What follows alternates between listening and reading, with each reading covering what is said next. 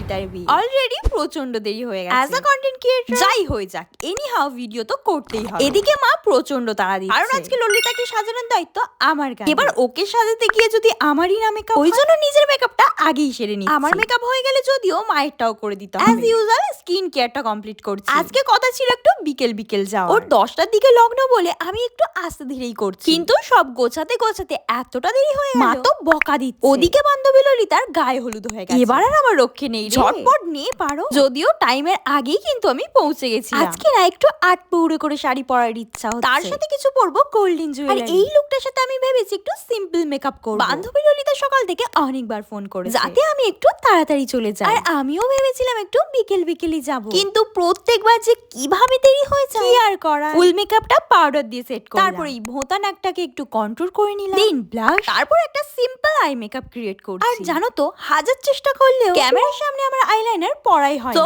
Of camera বাধ্যতামূলক করতে হলো। মেকআপ করার সময় মুখটা এমন কেন হয়ে যায় ভগবান জানে। লিপস্টিকটাকে একটু ডার্ক রেড এর মধ্যে রেখেছি। আমার মেকআপ ডান, এবার মাকে একটু টাচ আপ করে দেওয়ার পালা। মাকে হালকা মেকআপ করে দেওয়ার পর আমাকে আবার পরতে হবে শাড়ি। আমি সবাইকে শাড়ি পরিয়ে দিই, কিন্তু নিজের শাড়িটা যদি মা না পরিয়ে দেয় একেবারে শান্তিই হয় না। আমাদের বাড়ি থেকে বান্ধবী ললিতার বাড়ি বেশি দূর, আমি যাওয়ার সময় একাই আগে চলে যাই, আসার সময় রাত হয়ে যাবে, সবাই একসাথে বাড়ি ফিরবো। ঝটপট করে আমি রেডি হয়ে নিচ্ছি, কারণ আমাকে আবার গিয়ে মেকআপ করাতে হবে, আর মাকে দাদা পরে দিয়ে আসবে। সত্যি আজকের দিনটার জন্য কতদিন ধরে অপেক্ষা করছি, দেখতে দেখতে দিনটা তো চলেই আসলো, ফট করে কিভাবে যে কেটেও গেল। নরমাল দিনগুলো তো যেতেই চায় না, আর দেখবে যখন তুমি তাড়াহুড়োর মধ্যে থাকবে, ওই তাড়াহুড়ো করে কাজ করতে গিয়ে আরো দেরি হয়ে যায়। তোমরা আমার মুখ দেখে বুঝতেই পারছো আমি কতটা রেগে আছি। না মানে আর কি, আমি নিজের উপরেই রেগে আছি। ওদিকে আরেকটা বান্ধবীকে অনেকক্ষণ আগেই বলেছি রেডি হতে, তারও আমার সাথেই যাওয়ার কথা ছিল, কিন্তু আমি রেডি হয়ে প্রায় 10 থেকে 15 মিনিটের জন্য রেডি হয়ে বসেছি, কিন্তু ও তো তখনও রেডি হয়। তাই আমি ওকে বললাম তুই পরে আসিস,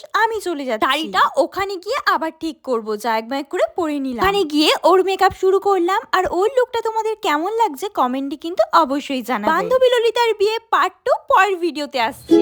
তোমায় পেয়ে হয় যে মনে আর জনমেও সাথী ছিলাম আমরা দুজন।